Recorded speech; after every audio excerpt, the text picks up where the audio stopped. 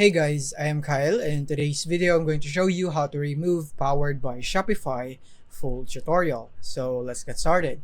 So here we are in Shopify, and from here let's just go into our online store by clicking here, and then from here we're just gonna view our store right here, or our website.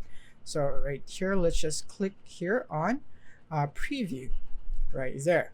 So now we will now be here in our store, and this is just a sample store that I have created, so there is nothing right here. And when I go down right here, so we're just gonna go click here, hide bar, you can see here that it says Powered by Shopify right here. So this is what we want to remove. So to remove that is very simple. All you have to do is go here into Shopify, and from here go into your online store, and from here all you have to do is basically click here, and from here click on edit default theme content.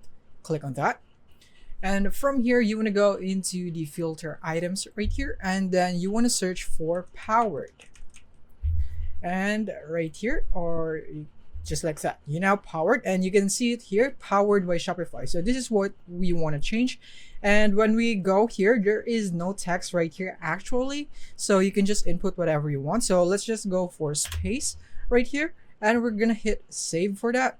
Click on save, and now boom, it is now updated right here. So now let's refresh our store and see if we still have the Powered by Shopify. So click on hide bar, and as you can see, we don't have that here anymore. So that is basically how you can remove it. Thank you for watching.